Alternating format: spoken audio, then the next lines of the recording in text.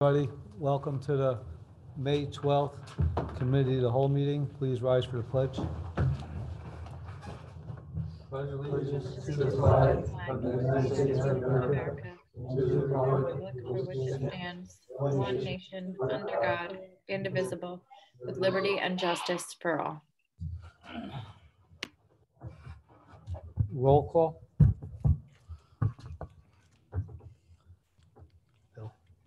Bill Carlos, Second Ward. Jessica Michael Lopez, Capone, Fourth Ward. Well, Who's that? Jessica Oh, Lopez. I'm sorry, I didn't see you, Third Jessica. ward. Michael Capone, Fourth Ward. Stefan Krakauer, Fifth Ward. Ann Schuster, Sixth Ward. Felicia Salvatore, Town Clerk. Jim Nelson, attorney for the town. John Baisley, Town Supervisor. Welcome, everybody, for joining tonight. Tonight, we have one presentation. It's by Sarah Lee, Chief Executive Officer of Think Dutchess and Executive Director at the Dutchess County IDA. The board had some questions on pilots and how pilots work, so I thought this was an opportune time to ask Sarah to come in and explain, discuss, and any questions the board members had. It was a time to ask, and this way everybody know how the process works down there. Good evening, Sarah. How are you? You're muted. It Oh, would you're help if I unmuted, right? You got it. You're unmuted. You're good to go. Good evening, everyone, and thank you for the opportunity to present. Like Jay said, I understand that the board had some questions about pilots, and I have a brief presentation, if you will allow me to share my screen, to kind of go back, provide a little background of what IDAs and the type of benefits we provide, and then the process of which we award them. So if Go I could ahead, just Sarah. share my screen. I think so. It's just her. It's coming. She's got a presentation. Oh, there you go. All right, good. Can you see my screen? Yep. Okay. I'm just gonna. All right.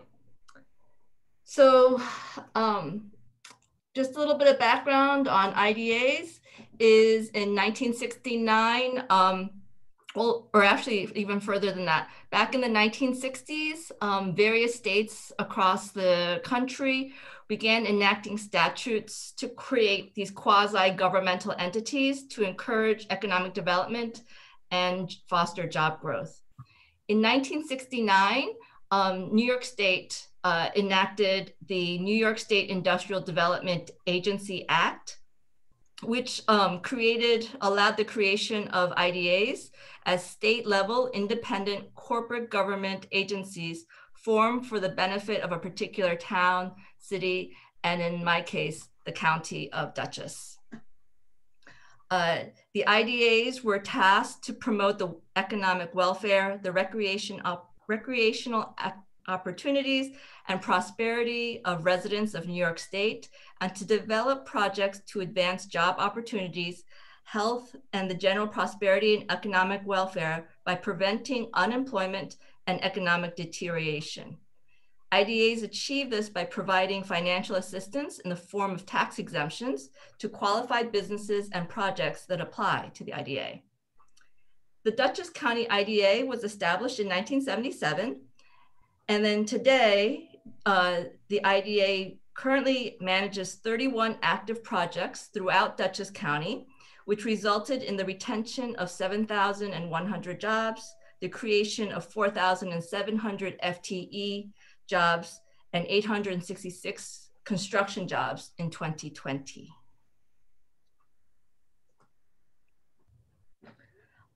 This slide basically describes a little bit of the types of projects that the IDA can incentivize.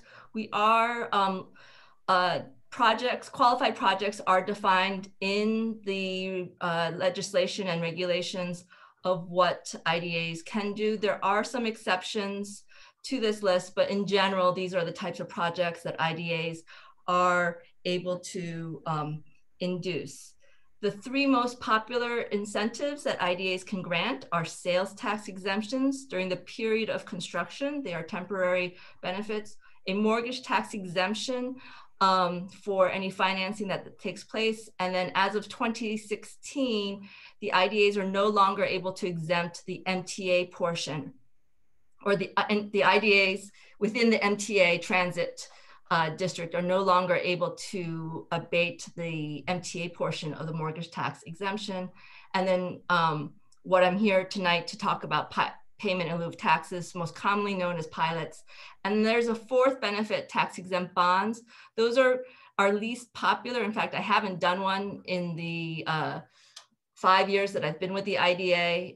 They're mainly limited to manufacturers, and the amount that we can put in a tax exempt bond is also limited. So this is how pilots work. Pilots are a negotiated payment between the applicant and the IDA. In New York, these pilot payments are apportioned to the affected taxing jurisdictions, generally, which is the county, the municipality, and the school district. Pilots do not exempt less than what the property collected pre-IDA status. And so you can see on this chart, the yellow is what before IDA, the property tax that it collected.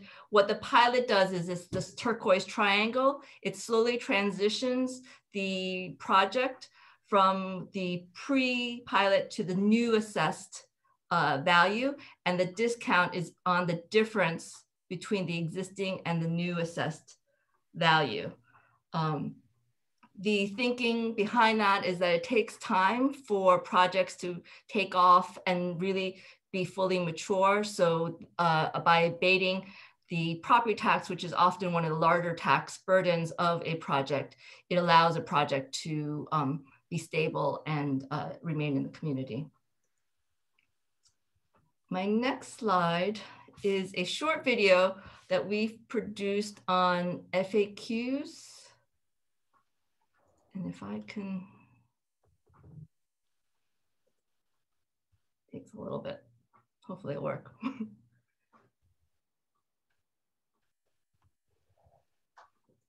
Let's see. I'm sorry.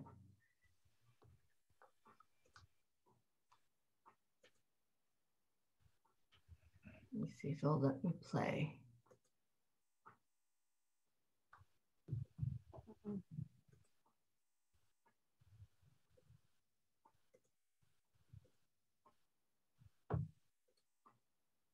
Okay, hopefully this will work.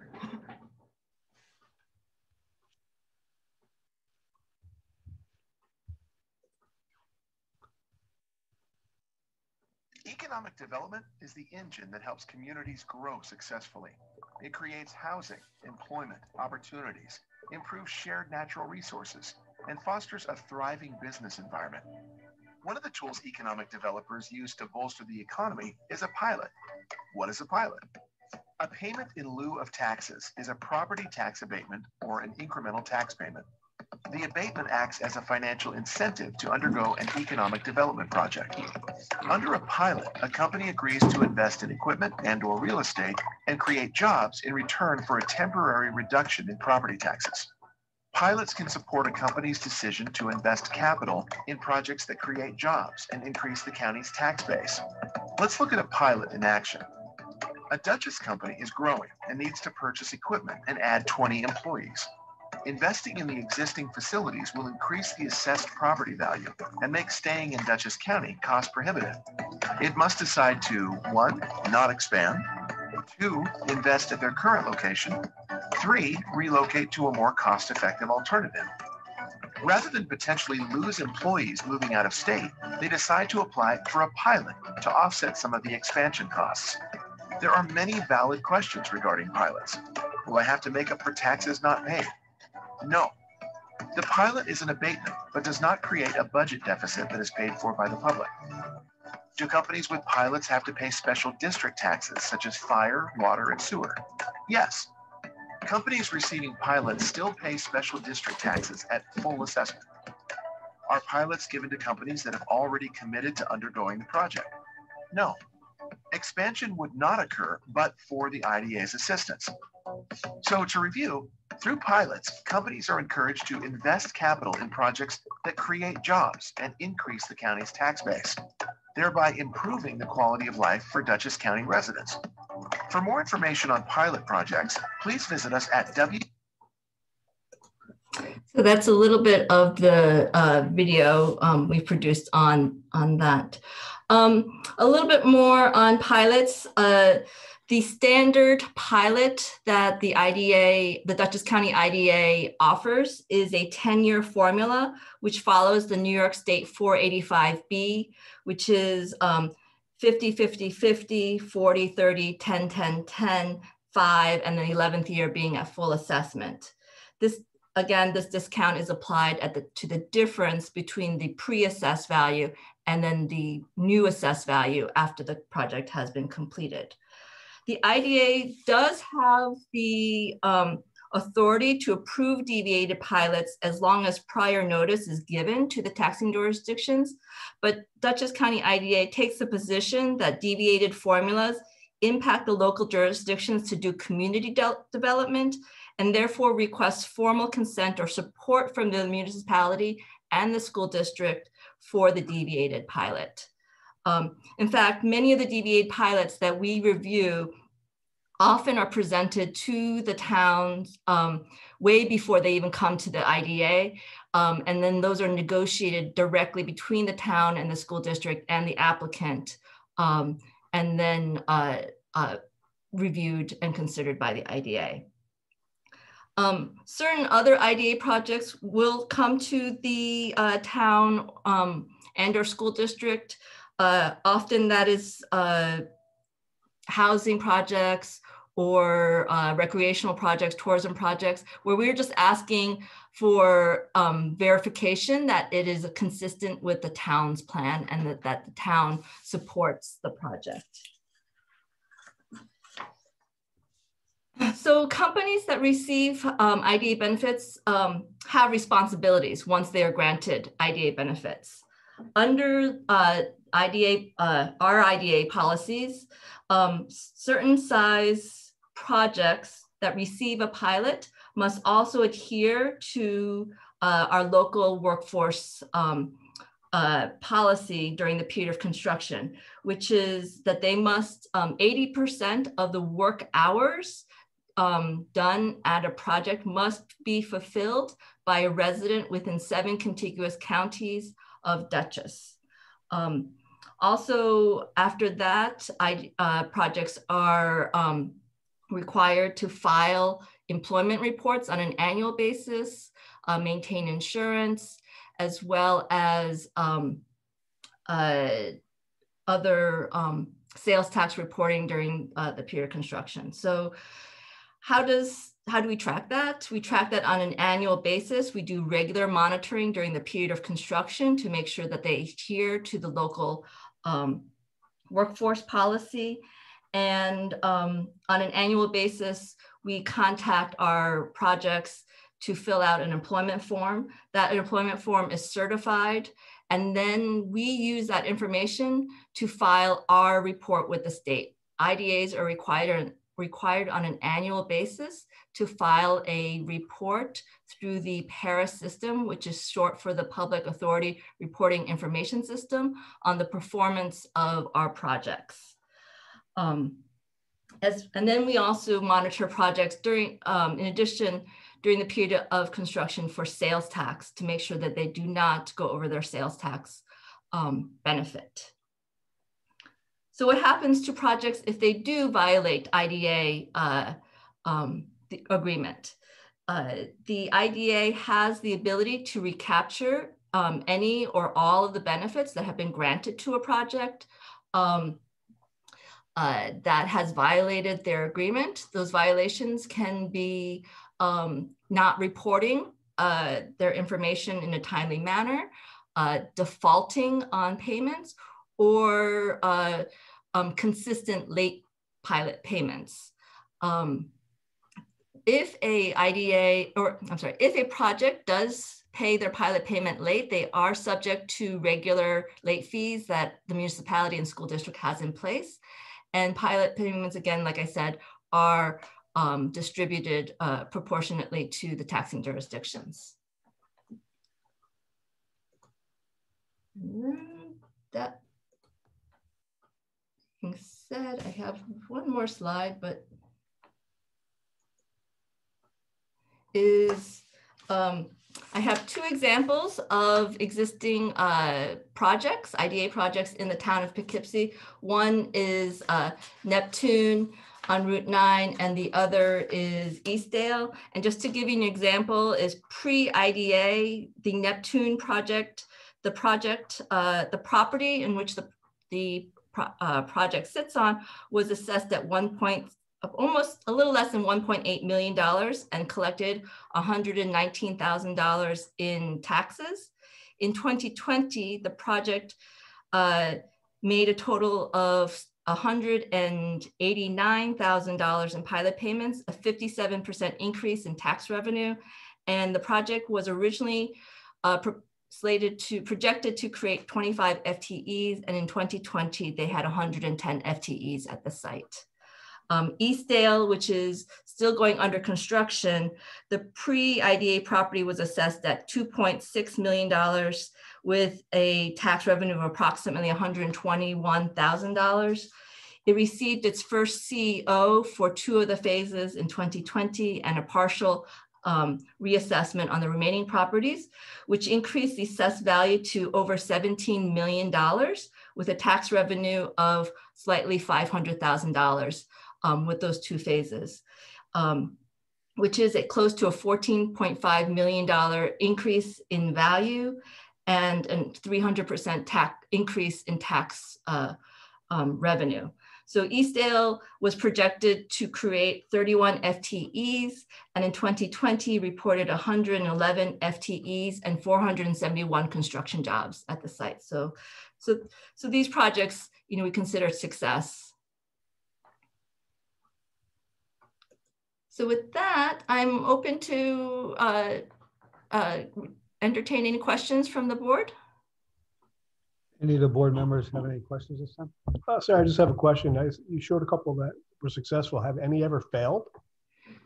So we have not seen any, well, we did have one project that did, I would say, failed. It was a company that went bankrupt in Beacon back in 2016. At that time, because of the bankruptcy, we worked with the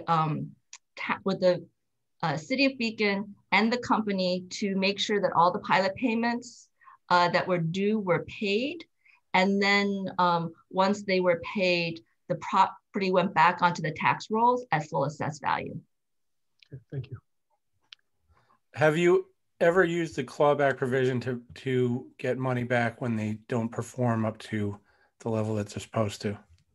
So fortunately, to date, we have not had a project that has underperformed that our recapture policies apply to. Our recapture policies did not, the only recapture policy that we had in place prior to 2015 was for sales tax. In 2015, the IDA board passed a more comprehensive recapture policy. So any projects prior to 2015 are not subject to that. So any projects that were passed by the board after 2015, we have not had to collect. So every single project after 2015 has produced as much, if not more, jobs than what was promised? Correct. None that have underperformed? Correct. And how do you set the level of jobs that who sets the level of jobs as to what they have to create in order to meet those? Who sets the applicant sets the level of jobs, and then the recapture event is 90% of the jobs that they said they would create. And the jobs that we hold them to is the number of jobs that they will have created by year 2 after construction is complete. What percentage of applications for pilots get approved versus denied? So as our staff, we are tasked to vet these projects and these applications before they go in front of the board.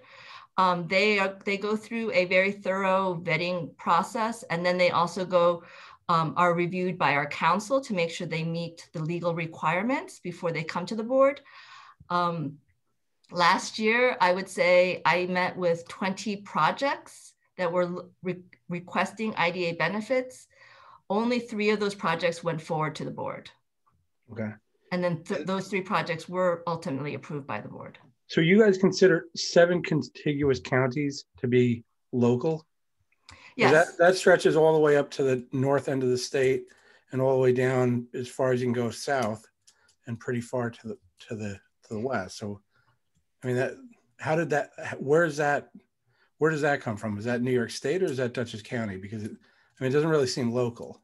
Yeah, so it's New York State. So New York State considers the Mid-Hudson Valley, these 7 counties. They're Westchester, Rockland, Dutchess, Putnam, okay. Ulster. Right, so it's the ones right Orange. around. So, okay. All right. I got you. And now under commercial in your slide, it said it can include rental housing. Rental housing is considered commercial. Explain to me why the IDA would give a tax break to somebody building market rate rental properties. I mean, what's the logic behind that? Because I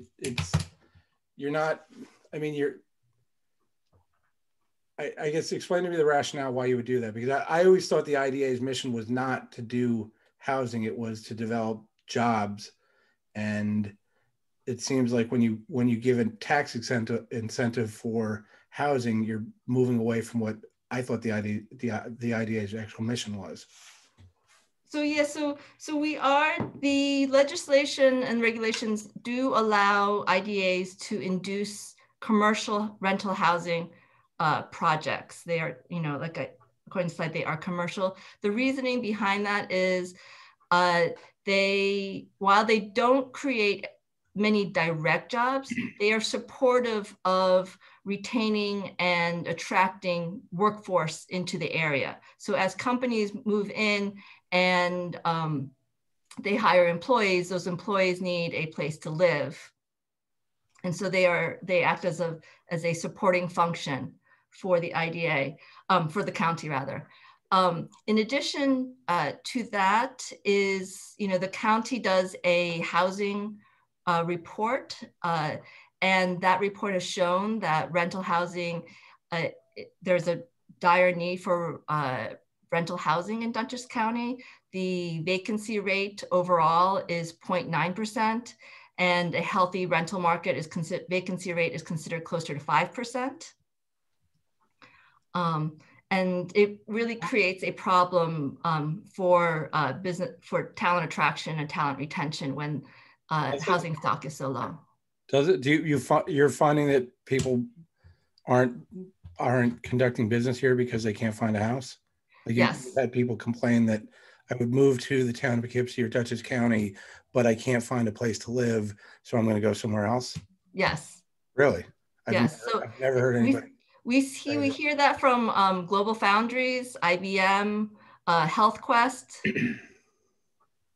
They've had employees stay for about a year and then they leave because they can't find a place to live. And those employees are looking for rental housing? They're looking, yes, initially they look for rental housing because people who move into the area for the first time are not familiar with the area and they're not necessarily willing to commit to buying a house until they're more familiar with the school districts, the towns. So rental housing gives them that option. Then why don't you incentivize single family homes and other developments? So because those are not considered rental housing versus. I just don't think the IDA should incentivize residential period. But like, why would you say rental is okay, but a townhouse or a condo or a single family home is not something that would be subject? those condos, available to single-family get a pilot. homes are not considered commercial. And rental housing. So, but you're drawing it, you're in commercial, including retail, under certain circumstances, rental housing is considered commercial. So you're kind of carving out an exception, but then you stop there. Yeah, I mean, and part of it is regulation. We're not allowed to do condos or single family homes under the legislation. What? So if I'm building market rate apartments and I'm renting them out for $3,000 an apartment, and why is it that the IDA would give me money to do that? So there's a couple things. One is, again, we have the but-for clause. So applicants have to prove that they need IDA benefits in order for that project to happen. A lot of times these projects need IDA assistance to meet their debt service for their loans. And also a lot of their financing requires some stability in their payments. And so the pilot will often act as that stable source of expenses. What do you mean stability? The pilot sets an amount. So it's yes. So, but they know what the formula is. So they know, because there's a formula. And so I mean, over 10 years or 15 years, they know what they may be expected to pay. Right. But if they're paying market rate for the apartment, and then we're subsidizing, who are we subsidizing? The builder or the property owner? Or I mean, who's really it's the builder that's getting the subsidy.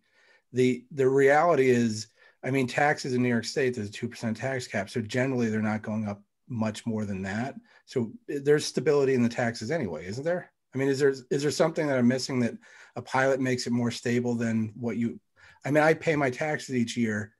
I know that they may go up a little bit, but there's an expectation that it's in that 2% range or so. What does a pilot, how does a pilot change that? So the pilot does, their tax payment, it ensures the project will have a set tax payment versus rental housing. Often that is subject to basically the market. So well, no, but rental if I haven't, the housing, the taxes aren't subject to the market. The taxes are subject to the taxing authorities and what they set the tax at. So how is it that a pilot agreement is needed to stabilize the tax payments, whereas my tax payments or Jay's tax payments or Mike's tax payments, they are what they are. They go up a couple of percentage points a year, and it's fairly stable. I don't know that there's ever been some weird spike where you'd say, geez, there's no way we could make this project work because the taxes skewed everything out of what we thought it would be. So I have a concern / issue with subsidizing market rate housing with taxpayer dollars. Yeah. You don't give me any money to pay my taxes to make sure that they're stable. Why would you take money out of my pocket to give somebody else to stabilize their taxes? Yeah. Yeah. And I think that's a very fair concern. I mean, that is one of the reasons why we require these projects to come to the municipality for their support and consent. And along those lines, if it's 10% or less, do you guys, the IDA has the authority to just impose it? Or can the town of Poughkeepsie opt out of pilots, regardless of whether it's above that 10% or 10-year threshold? 10% meaning? No, I think you said 10 years. If it's over 10 years, you go to the municipality for an affirmative statement of support. So for housing projects in general, regardless of whether they're going for our standard pilot or a deviate pilot, we do request the municipality's support and consent for the project. So the town does have influence on whether a housing project gets a pilot or not. If we say no, it doesn't go forward? I would say it's highly likely it will not go forward. But does the town have an absolute veto of that? Or can we opt out? The MTA is not subject to the pilots. Can the town opt out? So the town cannot opt out. through New York State, because we're state entities.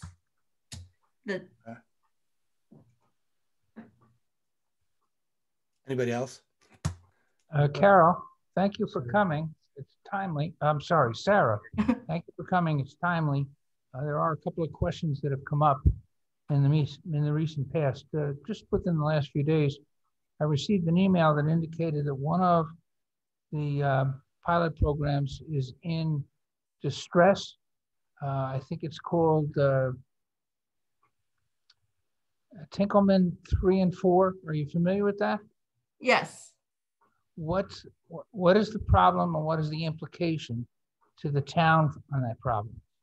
So I don't know what distress they are in, because they have been making their pilot payments and their employment numbers are not within the recapture.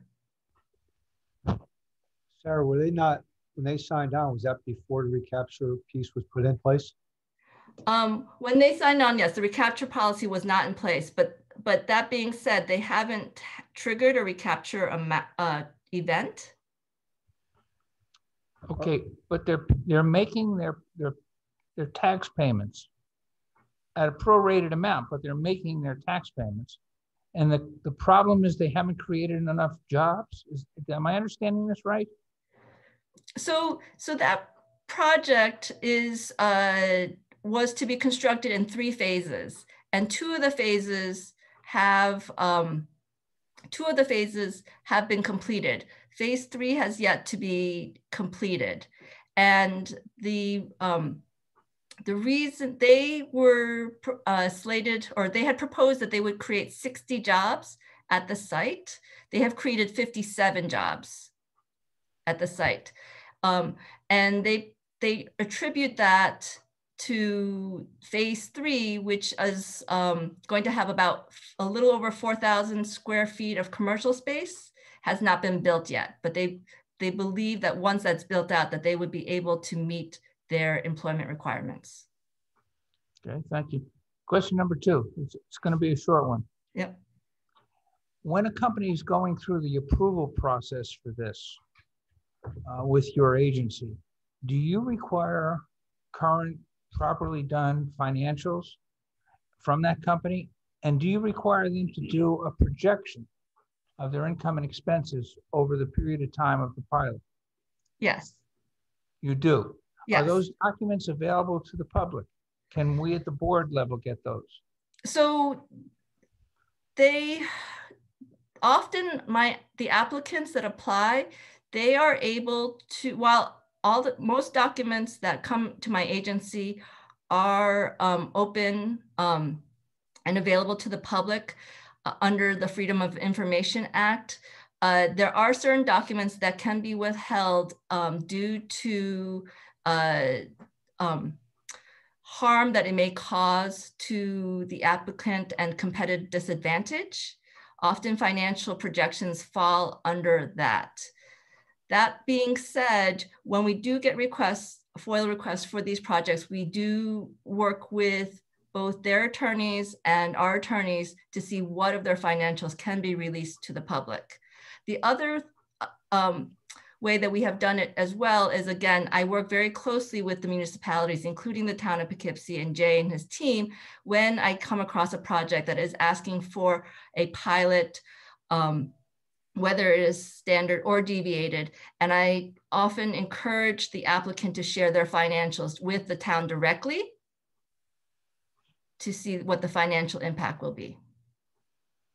Okay, so just sometimes it takes a while to get through my head.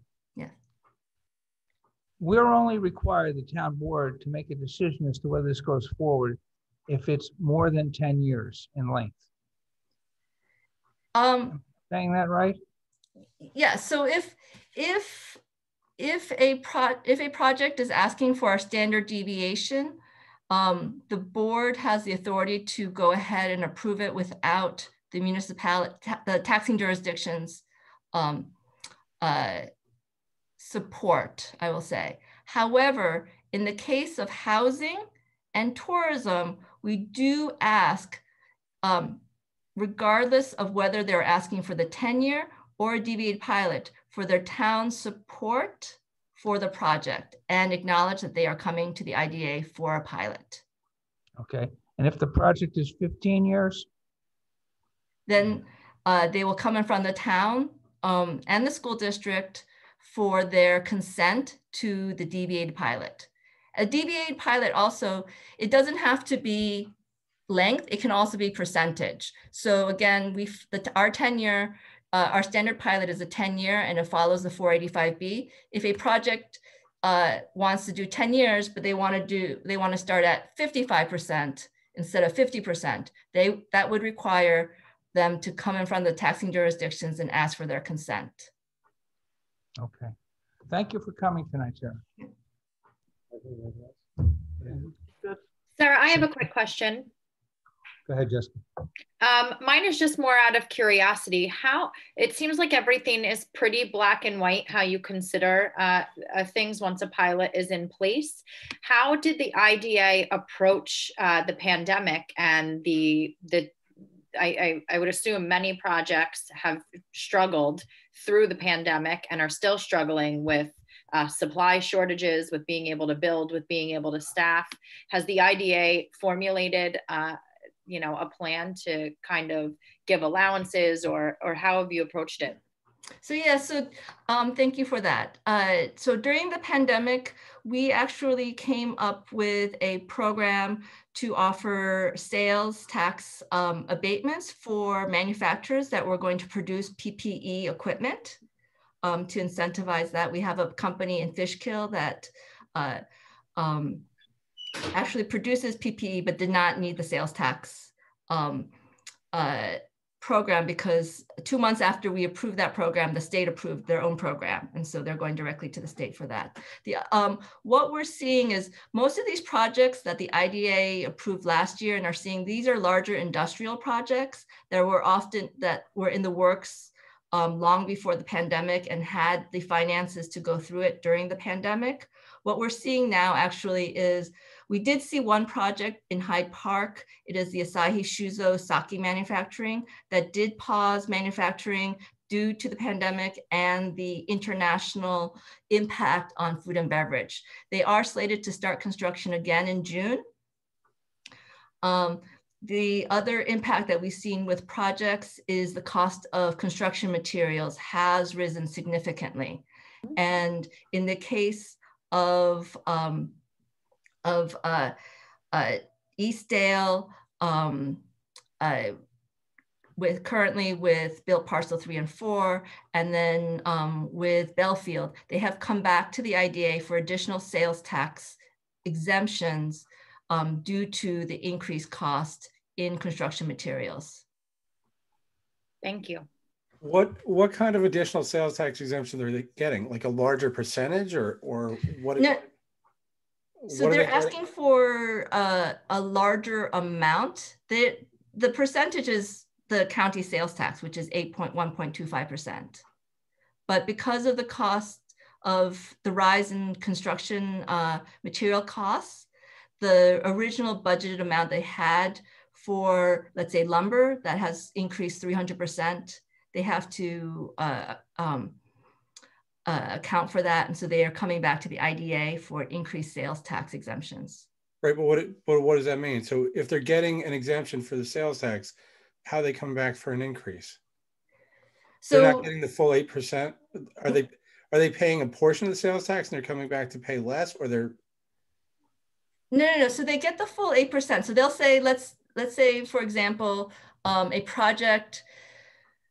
And this is for example, they originally pre-pandemic they got approved for, they were going to buy $1 million worth of materials. Of that $1 million, 8.125% is subject to sales tax.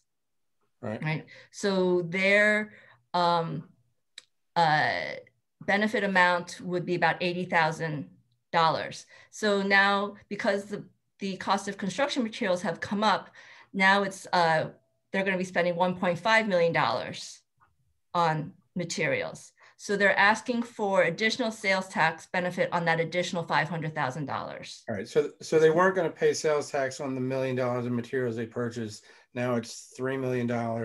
So they're just not paying the sales tax on the $3 million, the difference between the million and 3 million. Correct. Okay. All right.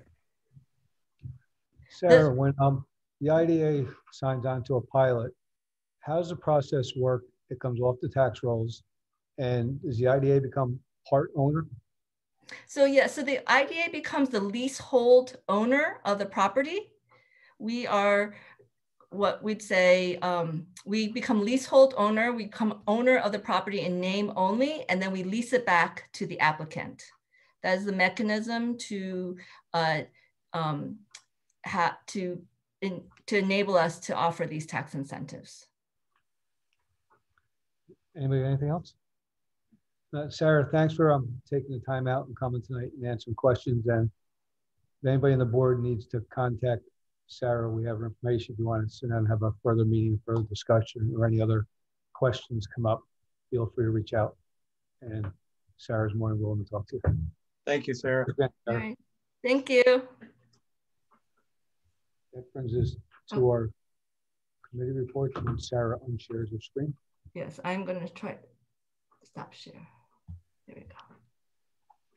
Finance? Nothing to report.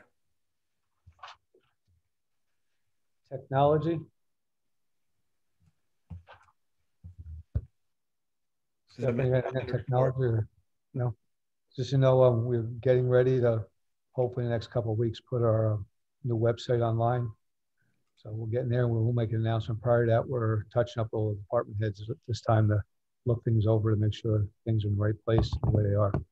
So that should be out in the next couple of weeks.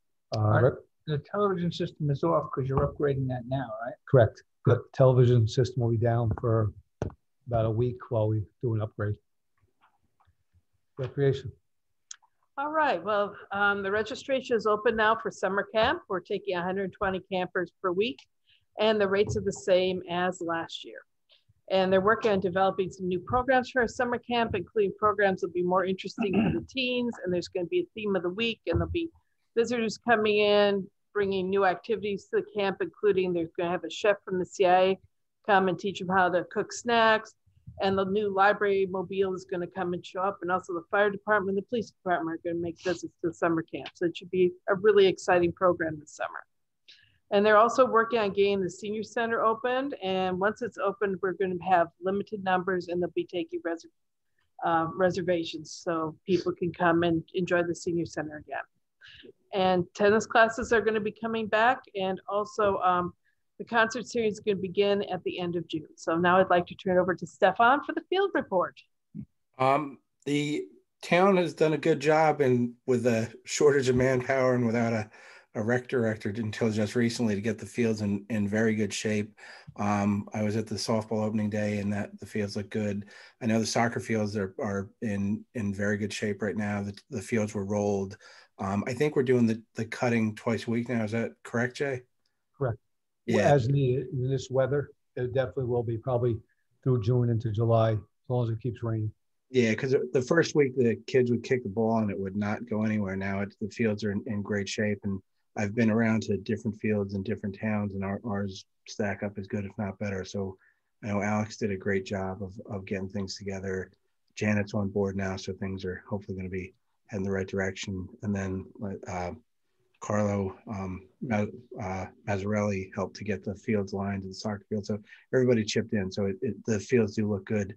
The other thing I want to mention is that there's, with the summer camp, we're trying to figure out if it's possible to do some soccer camps or other sports camps in the town also, to try to fill the void where some of the camps that have been previously offered around the town and the county are still not happening due to COVID. So I've talked to Janet and I've talked to Abby about trying to figure out a way to coordinate doing additional maybe soccer camps this summer. We do one, the soccer club does one at the end of the year at the end of the summer in August. So we're looking to see if we can fit some more in to add more options for the kids. So, and that's it.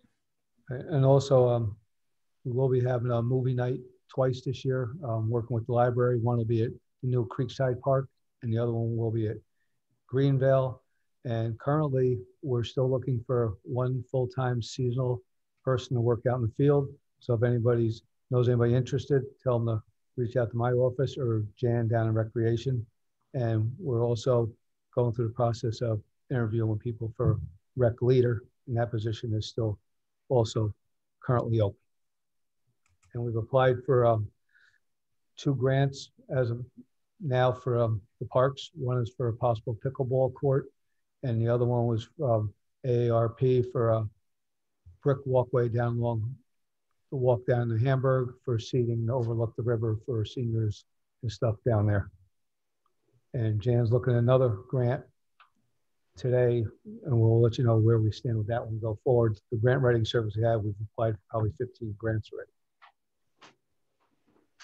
Fire advisory, Jeff. No report. Infrastructure, Bill. There's no report for this month. There will be an infrastructure meeting next month on the committee of the whole day here at Town Hall. I'll send out an email. Personnel committee, Jessica. Nothing to report. Building consolidation, nothing to report at this time. Master plan. The master plan is coming along very well.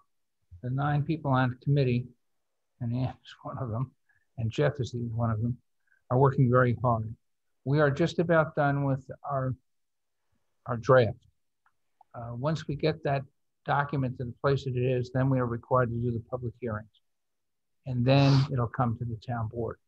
So we are getting to the very end of it, but there's still work to do. And I want to say publicly, the work that those individuals are doing on this committee, this is not one of those easy committees, let me tell you. So thank you to all of them. Okay. And the supervisor's report, just town hall is moving forward as usual. We're preparing for all the spring, summer events with the day camps, as Ann and Stefan both reported on. Things seem to be going pretty well. On June 2nd from 1 to 4 p.m. At the Senior Center, we will be hosting a town-wide free shred event to shred up all your documents that you have from the tax season and so forth. We'll be accepting 2 standard storage boxes the size of a copy box. And it's the first 100 people available. The shred truck will be there. You can watch your documents being shredded in a comfort zone that you feel that they're actually being destroyed, as opposed to putting them outside and worry about somebody taking them and finding your identity and going out and wreaking havoc with your life. So this is something we thought would be worth trying. And this week, tomorrow is the last day this week for transfer station, which is open over in the highway department. They've been extremely busy. They've had over 200 cars a day so far, and they're open 4 days this week. So today at noon, they're up over 100 cars. So I think all 3 days they'll surpass 200 cars so far. So it's been a good turnout. They've been getting a lot of stuff. It's giving people a chance to really clean up. That's all I have at this time. Does anybody else have any other announcements right now? Yeah, town has become a partner with Cornell Cooperative on the Town of Poughkeepsie Solar for All campaign. So if anybody needs any information, once our community channel is back up, it's posted on the community channel. You can call Town Hall. You can contact our CAC or Climate Smart Task Force for any of this information.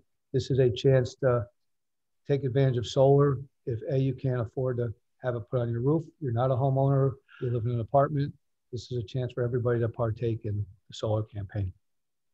Anything to add to that? No, and it's just that people who meet the requirements are given a discount, so they don't have to pay for the solar subscription like they do in the other programs. So it actually gives you a discount on your electrical bill, and you get to participate in the solar campaign. And it means a homeowner wants to have solar panels on his house? No. This is for, yeah, this is for solar that's already out there, like in a solar farm. Okay. So you get it through. It gives you the chance to purchase it. If you more or less live in an apartment, you want to be part of the solar campaign, and you can't put solar on your apartment, you could purchase from one of these farms.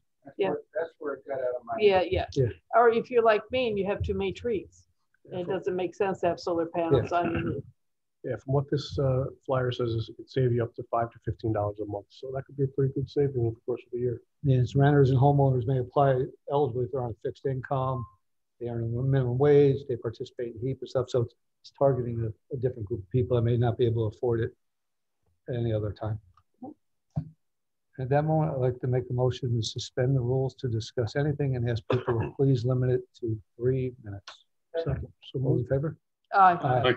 Aye. Anybody like to speak? Felicia, do you have anybody? Doreen?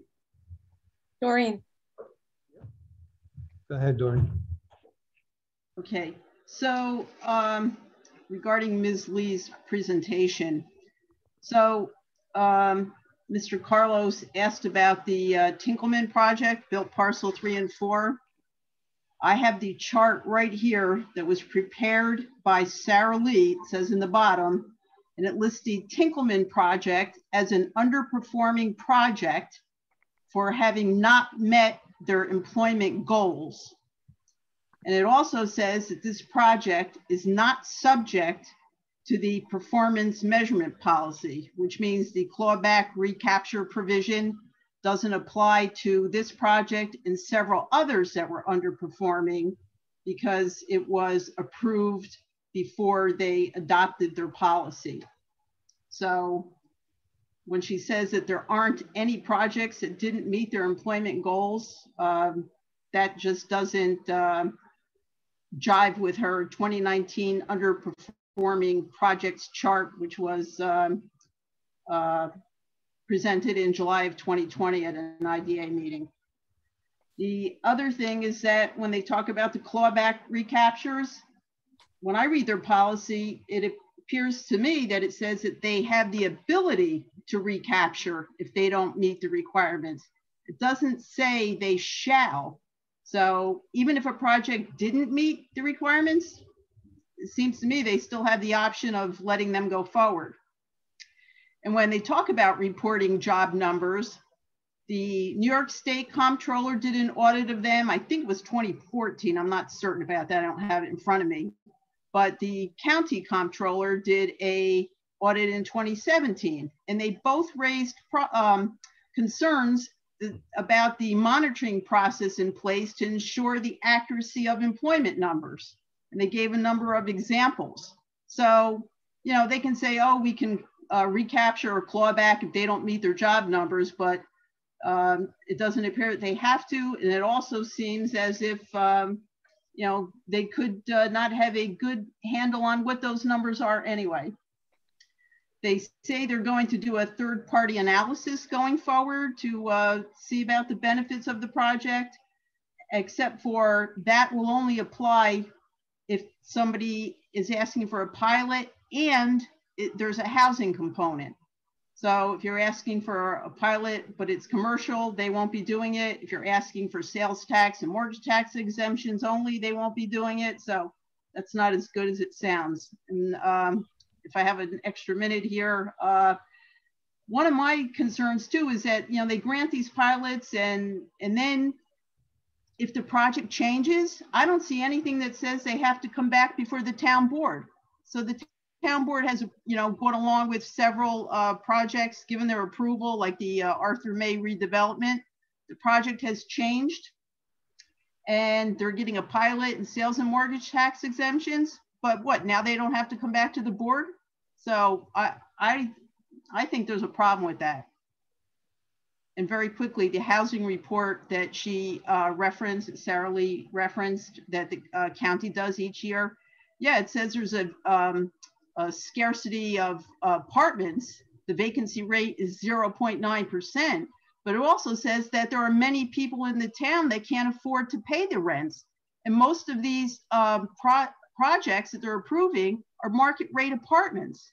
And to rent a 2-bedroom apartment here, according to the Dutchess County planning in the housing survey, you have to make $70,000 a year. So I don't know, to me, you know I said this before, there's something wrong with these projects that are being approved, and I don't know how it's really providing all the benefits to the town that they claim it is. So, all right, thank you. Thank you, Doreen. Anybody else? Yes, this is Richard Trent from 4 Timberline Drive, town of Poughkeepsie. And I just want to remark on the IDA presentation tonight. I've been following the IDA's process for roughly the past 6 months. And I found that their process of evaluating applicants' proposals is deficient. They should be requiring their applicants to provide an analysis that shows using discounted cash flow analysis that the project would not be feasible without the pilot. I've done my own analysis on the Violet Estates LLC project using publicly available data about market rents and vacancy rates and expense ratios. My analysis showed that it would be a highly profitable project even without a pilot. I provided this information to the IDA and I recommended to them that they reject the pilot application. They met with the applicant and they had a discussion with the applicant and they ended up approving the pilot. But during that conversation, the applicant made many statements which led me to conclude that they had left some very key data points out of their analysis. For example, they didn't include the selling price of the property at the end of the pilot. Instead, they assumed that they would own it indefinitely, but their analysis didn't go out beyond the end of the pilot. So they ignored millions and millions of dollars of positive cash flows in that analysis. And I wrote to the IDA to rebut some of these claims. And I'll just read to you just the final paragraph from my note, but I will send it to everybody who's on the board. And my note reads, failure to include all of the relevant cash flows in the analysis is, in my view, a fatal flaw. I have modeled the cash flows using both a 40% expense ratio and project financing costs. The NPV is negative only if the model is restricted to cash flows in the first 15 years and proceeds from the sale are omitted. As the applicant has stated, the building's value is likely to increase over time. Whether the applicant holds the buildings indefinitely or sells them, he stands to reap a multi-million-dollar profit even without the benefit of a pilot. So I think that if the IDA is going to come before the town board again, I would suggest, respectfully suggest that the town board insist that the IDA perform a proper analysis. And I will forward my, my note to every member of the board. Thank you. Thank you, Mr. Trent. Anybody else?